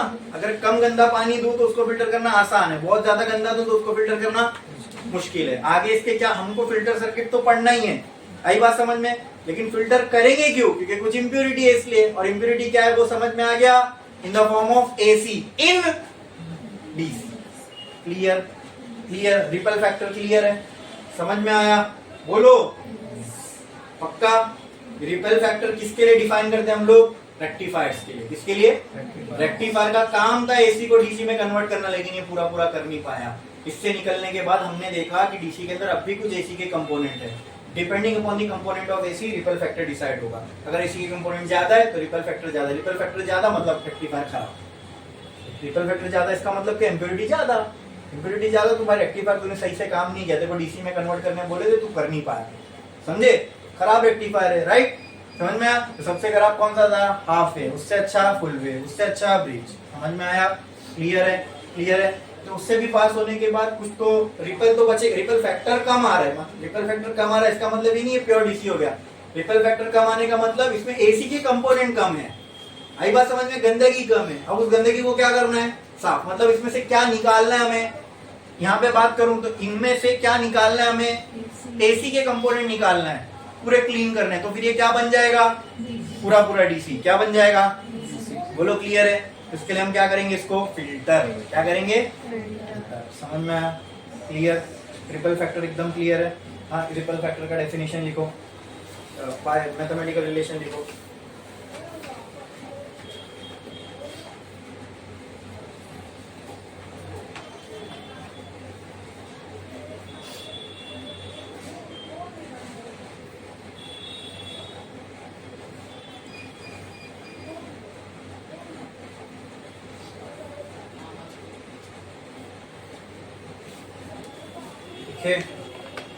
ओके, अब नेक्स्ट हमारा क्या आने वाला है, फिल्टर सर्किट। क्या आने वाला है, फिल्टर सर्किट।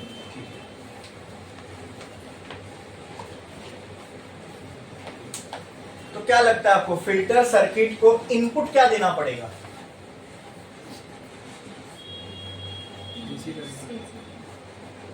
जो रेक्टिफायर आउटपुट दे रहा है, भाई फिल्टर जो करवाना है वही ऐसा इनपुट देना पड़ेगा ना। अभी पानी को फिल्टर करना है तो फिल्टर में गंदा पानी डालोगे ना, तो दूसरे साइड से साफ बाहर निकलेगा। तो वही मैं पूछ रहा हूँ, अगर यहाँ पे फिल्टर सर्किट को इनपुट देना है तो क्या इनपुट दोगे, जो गंदगी है, गंदगी कहाँ से आ रही है, मिलावट कहाँ से आ रही है, रेक्टिफायर ने थोड़ा काम कर दिया लेकिन मिलावट अभी है। तो रेक्टिफायर का जो भी आउटपुट होगा वो एज एन इनपुट किसको दिया जाएगा, फिल्टर सर्किट को। बोलो क्लियर है। स्टार डाल के लिखे आपने फिल्टर सर्किट, तो एक लाइन छोड़ो, स्टार डालो और लिखो फिल्टर सर्किट।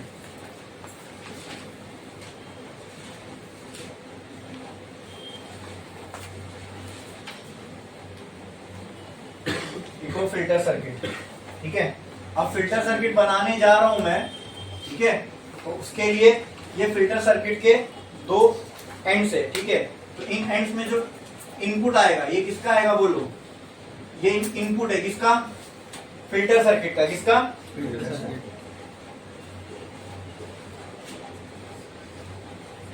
अगर आपको याद होगा वहां पे इनपुट जो था वो ये था, राइट, एसी। ट्रांसफार्मर को हमने एसी इनपुट दिए थे, ठीक है। वो पूरी कहानी इसके पहले लगी होगी। तो इसको इनपुट क्या मिलेगा, ये इसके लिए इनपुट है, ये इनपुट क्या होगा, रेक्टिफायर आउटपुट। फिल्टर के लिए क्या होगा, इनपुट। रेक्टिफायर जो भी ये देगा इसको फिल्टर करके आगे और अच्छा करने का काम किसका है, फिल्टर सर्किट का। बोलो क्लियर है, समझ में आया। अब आप मुझे बताओ, क्या मैं बोल सकता हूं इस ग्राफ को ऐसा बनना है, इसका मतलब ये कर्व खत्म होके ऐसी स्ट्रेट लाइन होनी चाहिए। हाँ हाँ, अच्छा एक और चीज, अब इस ग्राफ में देखो ध्यान से, टाइम के साथ करंट जो है बढ़ रहा है और कम हो रहा है, बढ़ रहा है फिर कम हो रहा है, बढ़ रहा है फिर कम हो रहा है। और करंट को टाइम के साथ कैसा रहना है, सीधा। क्या रहना है, सीधा। कोई ऐसा डिवाइस है जो इसको अब्सॉर्ब कर सकता है, मतलब करंट बढ़े तो अपने अंदर करंट को रख ले और जब करंट कम हो तो खुद को डिस्चार्ज कर ले। क्या ऐसा है, कोई करंट बढ़े तो अपने अंदर रख ले, मतलब खुद चार्ज हो जाए, और करंट घटे तो उस टाइम पे खुद को डिस्चार्ज कर दे। है कोई ऐसी चीज, क्या है कोई ऐसी चीज जो हमने पढ़ी है, जो चार्ज को लेके चार्ज हो जाता है और फिर चार्ज को डिस्चार्ज भी कर देता है जरूरत पड़ने पे? है कोई ऐसी चीज,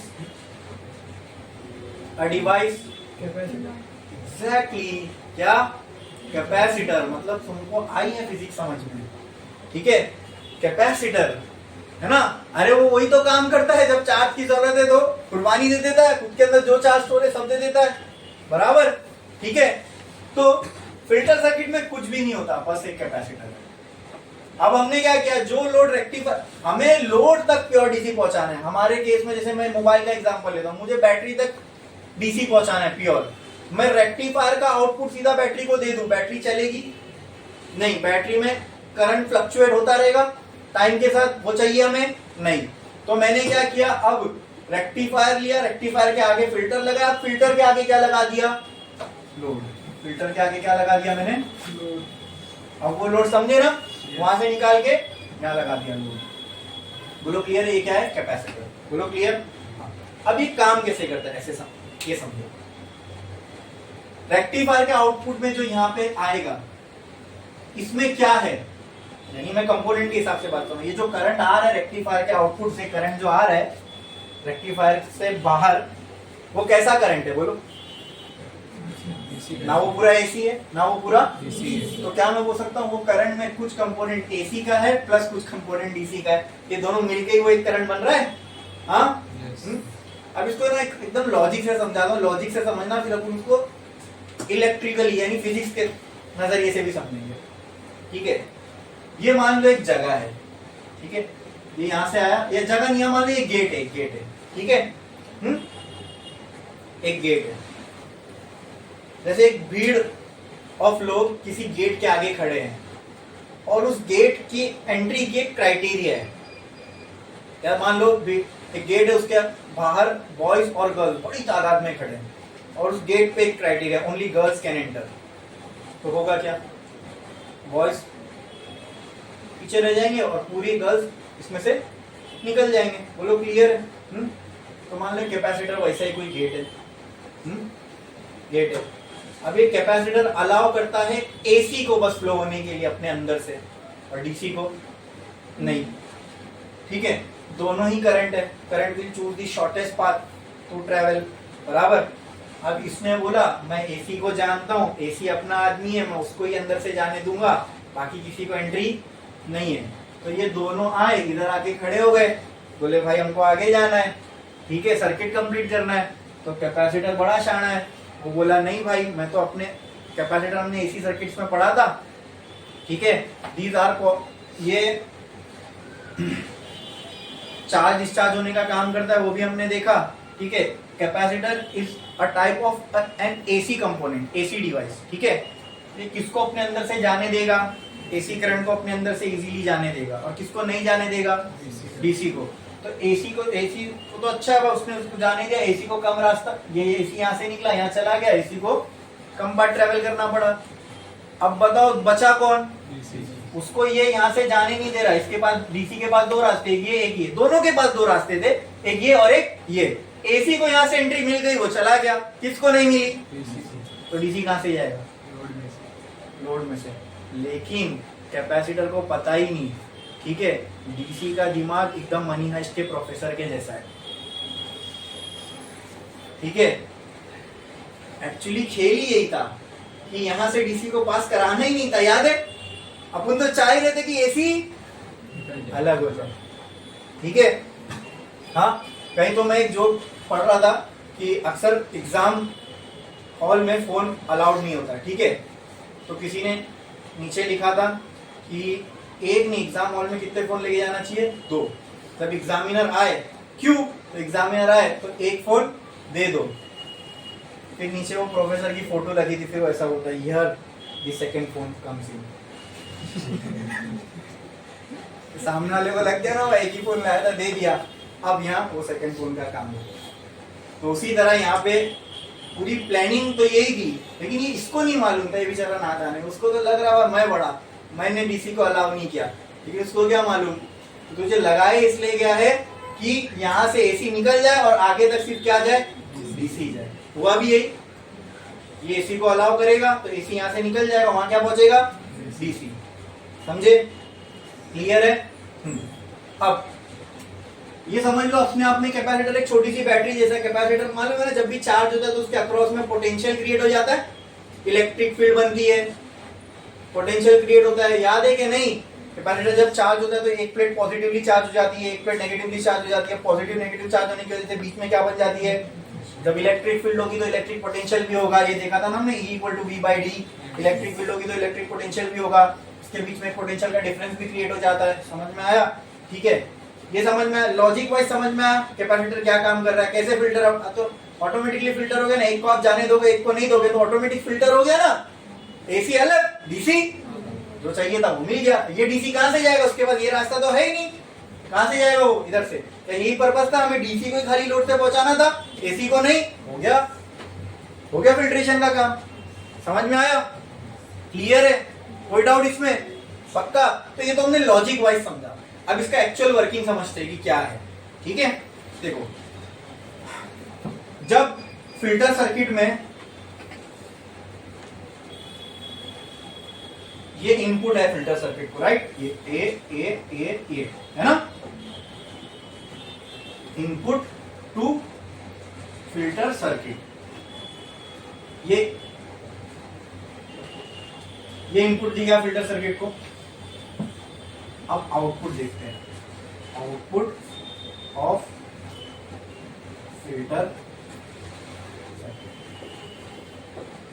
इसी वेव को करेगा ना ये रेक्टिफाई और ज्यादा, मतलब इसी वेव को ये प्योर बनाने की कोशिश करेगा। अब वो कैसे, देखो जब यहां तक देखो सीधे ग्राफ से यहां तक, कितने पार्ट में करंट क्या दिख रहा है आपको, ग्रो होता हुआ कि कम होता हुआ? कितने पार्ट में करंट की वैल्यू टाइम के साथ क्या होती हुई दिख रही है, बढ़ती हुई दिख रही है। अब कैपेसिटर में जब इंक्रीजिंग करंट दोगे तो क्या होगा, चार्ज होगा, हाँ चार्ज होगा। तो जब करंट इंक्रीज होता रहता है तो करंट उस टाइम पे कैपेसिटर अपने आप को क्या कर लेता है, चार्ज, क्या कर लेता है, चार्ज। ठीक है, ठीक है। अब कैपेसिटर चार्ज हो गया तो ये एक समझ लो छोटी सी बैटरी जैसा ही है। अरे कैपेसिटर जब चार्ज होता है तो अपने अक्रॉस को क्या क्रिएट कर देता है, पोटेंशियल डिफरेंस। बैटरी भी तो यही करती है ना यार, उसको आप करंट दो तो वो चार्ज हो जाएगी और पोटेंशियल डिफरेंस क्रिएट कर लेगी। फिर बाद में यही चार्ज वो धीरे धीरे धीरे धीरे सिस्टमैटिक फॉर्म में एक प्रॉपर पोटेंशियल पे ही वो चार्ज देगा। इतनी हाफ साइकिल में क्या हुआ, कैपेसिटर में करंट इंक्रीज हो रहा था तो इतने टाइम में कैपेसिटर क्या हो गया, चार्ज। क्या हो गया, चार्ज। बाकी के आधे टाइम में क्या हो रहा है, कैपेसिटर, सॉरी बाकी के आधे टाइम में ये इनपुट है ना, ये सारा ही कैपेसिटर को मिल रहा है। तो आधे टाइम में कैपेसिटर में करंट बढ़ रहा था, जो करंट आ रहा था वो टाइम के साथ बढ़ रहा था, तो कैपेसिटर उस टाइम पे अपने आप को क्या कर रहा था, चार्ज। बाकी आधे टाइम में करंट आ तो रहा है, मैं ये नहीं बोला करंट नहीं आ रहा है, लेकिन उसके आने का दर कम हो गया। जैसे फॉर एग्जांपल पहले सेकंड कैपेसिटर को 1 एम्पियर मिला, दूसरे में 2 एम्पियर, तीसरे में 3 एम्पियर, चौथे में 4 एम्पियर, पांचवें में 5 एम्पियर। ठीक है, मैं ये नहीं बोल रहा हूं अगले सेकंड उसका करंट, कैपेसिटर का करंट कम होगा, लेकिन कैपेसिटर में जो करंट आ रहा है उसके आने का रेट कम हो गया। जैसे अगले सेकंड 4 एम्पियर आया, फिर अगले सेकंड 3, अगले सेकंड 2, अगले सेकंड 1, लेकिन पूरे 10 सेकंड में इसके ऊपर करंट तो आया, लेकिन आने का जो दर था, रेट था, वो चेंज हो रहा था। बराबर बराबर। तो जो करंट इंक्रीजिंग करंट आ रहा है कैपेसिटर के पास, तब तो ये वो इंक्रीजिंग करंट को लेके चार्ज हो जाएगा। जब करंट डिक्रीज हो रहा है, ठीक है, फिर भी तो करंट आ ही रहा है इसके पास, राइट, और आगे आगे इसको वापस से इंक्रीजिंग करंट को झेलना है।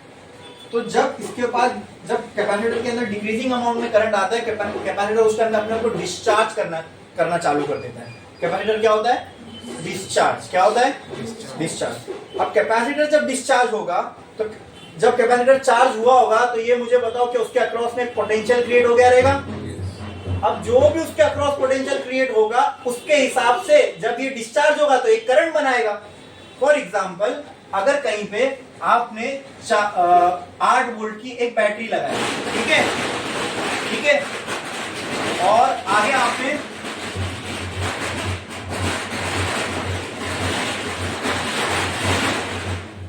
ये बैटरी की वैल्यू है, let's say potential difference 8 volt और ये रेजिस्टेंस है 2 ओम।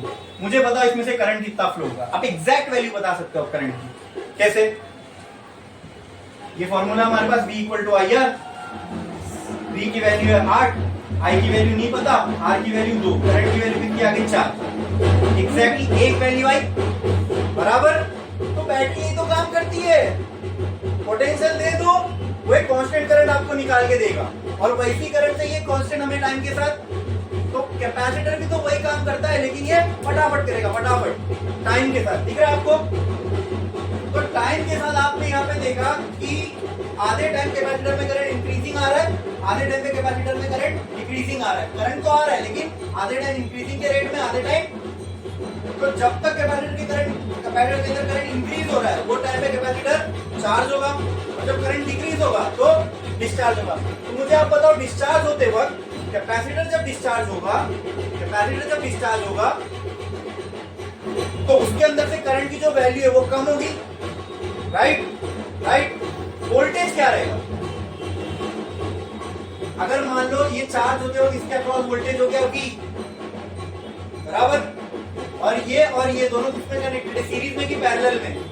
सीरीज में। इसमें अगर ये V है मतलब इसका पॉजिटिव साइड V पे होगा, नेगेटिव साइड 0 पे, यानी ये V पे ये, अगर ये दोनों V और 0 पे तो ये भी V और, तो आप देख रहे हो इसके अंदर एक चीज और हो रही है, वोल्टेज कांस्टेंट हो गया। करंट को तो कांस्टेंट रखना ही रखना है, प्योर डीसी तब भी माना जाएगा जब E भी कांस्टेंट हो, राइट। क्योंकि एसी में हमने देखा था करंट का भी ग्राफ यही बनता है और वोल्टेज का भी ग्राफ E वर्सेस T भी यही बनता है। हमें दोनों को कांस्टेंट करना है, करंट को भी, और तो करंट का तो बाप वोल्टेज है, वोल्टेज कांस्टेंट हो गया तो करंट को तो कांस्टेंट होना ही है। आई बात समझ में? तो ये जो हम मेजरली कर रही है वोल्टेज कांस्टेंट करने के लिए कर रहे हैं, वो हो गया तो करंट तो कांस्टेंट हो गई। तो कांस्टेंट करंट कौन दे सकता है? बैटरी जैसी चीज, क्योंकि उसमें डीसी में स्टोर होता है। अब यहाँ बैटरी तो लगा नहीं सकते क्योंकि उसको चार्ज होने बहुत टाइम जाएगा। तो कौन सी ऐसी चीज है जो फट से चार्ज, फट से डिस्चार्ज हो सकती है? कैपेसिटर। आप समझना है क्यों कैपेसिटर यूज कर रहे हैं, ठीक है। जो एक्सेस करंट है वो कौन ले लेगा? कैपेसिटर। जब कैपेसिटर डिस्चार्ज होगा तो किसके थ्रू होगा? कैपेसिटर डिस्चार्ज होगा तो उसको चार्ज देना है ना, तो चार्ज किसको देगा? वो चार्ज लोड के थ्रू है। आई बात समझ में? आई बात समझ में? बोलो क्लियर है? और उस चक्कर में क्या हुआ, जब कैपेसिटर चार्ज हुआ तो इसने अपने अक्रॉस पोटेंशियल क्रिएट कर लिया। जब भी पोटेंशियल क्रिएट हुआ है अपने आप में बैटरी जैसा काम नहीं कर रहा है, एक छोटा सा डीसी सोर्स जैसा। बैटरी का एक डीसी सोर्स तो है, मैंने भी क्या बताया, बैटरी में जो करंट जाता है डीसी के फॉर्म में आता है, तो बैटरी खुद एक डीसी का सोर्स हुआ ना, उसमें जब करंट निकलेगा वो भी डीसी निकलेगा। कैपेसिटर में भी अगर पोटेंशियल का डिफरेंस क्रिएट हो रहा है तो पता है कैपेसिटर को हम चार्ज करते हैं, जैसे बैटरी को चार्ज करते हैं, बराबर। इसके अंदर जो भी करंट स्टोर हुआ जब वो निकलेगा, बराबर, तो एक कांस्टेंट अमाउंट से निकलेगा। वोल्टेज क्या हो गया? कांस्टेंट। क्लियर है कि नहीं क्लियर है? समझ में आ रहा है कि नहीं आ रहा है? पक्का। कैपेसिटर चार्ज हुआ, चार्ज होकर उसके अक्रॉस, उसने अपने अक्रॉस एक पोटेंशियल क्रिएट कर लिया, ये हमने पढ़े थे, ऐसा होता है, ठीक है। पोटेंशियल क्रिएट हो गया, ये अपने आप में छोटा सा डीसी का सोर्स हो गया, बराबर। अब यही जब इसमें से करंट निकलेगा तो डीसी के फॉर्म में निकलेगा, कोई डीसी करंट किस पर जाएगा? लोड पर जाएगा। मेरी बात समझ में? बोलो पक्का। लोड पे डीसी करंट गया, लेकिन हमने ये देखा तो काम हो गया, डीसी कंपोनेंट पहुंच गया लोड तक। लेकिन हमने ये देखा कि कैपेसिटर आधे टाइम तक तो कैपेसिटर से जो आउटपुट निकला वो कुछ ऐसा था। हम क्या चाहते हैं? वोल्टेज भी क्या रहे, वोल्टेज भी क्या रहे। अब देखो वोल्टेज को अगर मैं बोलूं डॉटेड लाइन से बना रहा हूं, यहां पे बना दो, चलो। पहले वोल्टेज का ग्राफ ऐसा था, राइट। अभी कैसा हो गया? हम चाहते कैसे? ऐसा। क्या ऐसा नहीं लग रहा है ये स्ट्रेट होने की तरफ बढ़ रहा है आगे? हाँ, हमने देखा कैपेसिटर के आउटपुट में जो लोड से करंट जाता है ना, या लोड में जो वोल्टेज आता है वो टाइम के साथ थोड़ा फ्लक्चुएट हो रहा है। क्या हो रहा है? यानी ये डीसी की तरफ जा तो रहा है, अब जैसी ये लाइन और स्ट्रेट हो जाएगी प्योर डीसी बन जाएगा, बराबर। लेकिन हमने ये पाया, ये एक्चुअल में हमने देखा कैपेसिटर यानी फिल्टर सर्किट से जो आउटपुट निकल रहा है, लोड में जा रहा है, उसमें वोल्टेज में थोड़ा सा फ्लक्चुएशन था। जब ये लाइन पूरी सीधी होती तो मैं मानता ये क्या है? Pure DC. क्या है? लेकिन यहाँ पे हमें क्या मिला? वोल्टेज में थोड़ा सा फ्लक्चुएशन मिला। आई बात समझ में? तो अब हमें इस लाइन को सीधी करना है, इसका मतलब क्या करना है? वोल्टेज को क्या करना है? कांस्टेंट करना है। तो कहना से मुझे वोल्टेज को रेगुलेट करना पड़ेगा, वोल्टेज की सप्लाई को रेगुलेट करना पड़ेगा। अब इसके आगे और चीज लगेगी जिससे हम कहते हैं वोल्टेज रेगुलेटर। आ रही है बात समझ में? हर एक आगे का सर्किट पीछे वाली नीड से ही निकल के आ रहा है। फिल्टर क्यों निकला? क्योंकि रेक्टिफायर के आउटपुट में कुछ कमी थी। अब वोल्टेज रेगुलेटर क्यों आया? क्योंकि फिल्टर के आउटपुट में कुछ कमी थी, उसमें वोल्टेज का फ्लक्चुएशन थोड़ा बहुत मिल रहा था, उसको पूरा खत्म करना है तो अब वोल्टेज को रेगुलेट करना पड़ेगा। ठीक है, तो अब भी मैं कैपेसिटर के बाद भी सीधा लोड लगा सकता हूं क्या? नहीं, लोड से पहले एक और चीज आनी चाहिए। वो क्या? रेगुलेटर उस, और वो रेगुलेटर किसको रेगुलेट करेगा? जैसे हमारे सिलेंडर के बाटले में जो रेगुलेटर होता है वो गैस को रेगुलेट करता है, तो उसको हम गैस रेगुलेटर बोलते हैं, है ना। अब यहाँ जो रेगुलेटर लगेगा वो किसको रेगुलेट करेगा? और क्यू वोल्टेज को रेगुलेट करेगा। वो भी समझ में आ रहा है, यहाँ वोल्टेज में फ्लक्चुएशन मिला। हाँ, आइडियली हमने तो ये सोचा था कि यहाँ वोल्टेज कांस्टेंट मिले, लेकिन ऐसा हुआ क्या? क्योंकि बैटरी से, जैसे बैटरी से जब कोई करंट निकलता है तो वो कांस्टेंट वोल्टेज से निकल रहा है, बराबर कांस्टेंट वोल्टेज सोर्स है। इसी कैपेसिटर बैटरी जैसा है, लेकिन बैटरी तो नहीं है ना, तो इस वजह से ही इसके जो आउटपुट में थोड़ा बहुत वोल्टेज का फ्लक्चुएशन मिला। अब ये हम लोड को दे नहीं सकते, क्योंकि हमें तो वहां पे स्ट्रेट लाइन चाहिए, वोल्टेज टाइम के साथ जरा भी चेंज नहीं होना चाहिए, पूरा कांस्टेंट। यहाँ दिख रहा है थोड़ा थोड़ा चेंज हो रहा है, दिख रहा है थोड़ा बड़ा फिर कम, थोड़ा बड़ा फिर कम, ज्यादा चेंज नहीं, लेकिन है तो ये वोल्टेज को क्या करना पड़ेगा? रेगुलेट। आई बात समझ में? तो जो चीज को करेगी उसको हम क्या कहते हैं? वोल्टेज रेगुलेटर, ठीक है। और जैसे फिल्टर का मैंने काम बता दिया था, लेकिन फिल्टर करने के लिए जो चीज यूज की अंदर वो क्या थी? ये पूरे सर्किट का नाम फिल्टर सर्किट है, लेकिन इसके अंदर काम कौन कर रहा है? कैपेसिटर। उसी तरह इसके आगे जो सर्किट लगेगा उसका नाम है वोल्टेज रेगुलेटर, उसके अंदर काम भी तो कोई एक चीज करेगी। वो क्या है, कोई बता सकता है? वो होता है ज़ीनर डायोड। तो क्या होता है? जैसे यहाँ फिल्टर का काम ज़ीनर डायोड करता है, वैसे ही वहां वोल्टेज रेगुलेशन का काम ज़ीनर डायोड करेगा। ज़ीनर डायोड समझने के लिए, वोल्टेज रेगुलेटर समझने के लिए क्या पहले मालूम होना चाहिए? अब ज़ीनर डायोड वही समझ सकता है जिसको पीएन जंक्शन डायोड मालूम है। पीएन जंक्शन डायोड वही समझ सकता है जिसको पी टाइप एन टाइप मालूम है। पी टाइप एन टाइप वही समझ सकता है क्योंकि ये इम्प्योर है, जिसको प्योर मालूम है। और प्योर वही समझ सकता है जिसको सेमीकंडक्टर समझ में आता है। इसलिए याद है हमने शुरुआत कहाँ से की थी? ठीक है, वहां से अब यहाँ तक आए, वो पैटर्न में मैं आपको लेके आया ताकि ये सारी चीजें समझ में आए। अगर डायरेक्ट 12th का सब डिवाइस शुरू कर देता था ना, तो एक भी चीज समझ में नहीं आती। आती है सब समझ में? क्या हो रहा है, फॉरवर्ड बायस क्या होता है, सर रिवर्स बायस क्या होता है, कुछ भी नहीं समझ में आता। पूरा 3 घंटा में स्पेशली उसके ले लिया, ठीक है, समझे? तो आगे जो भी हमें समझ में आया, आगे का पर्पस क्या करना है? Voltage regulate. वो करेगा कौन? एक चीज होगी, वो कौन करेगा? ज़ीनर डायोड। यहाँ क्या करना था? फिल्टर। तो करा कौन?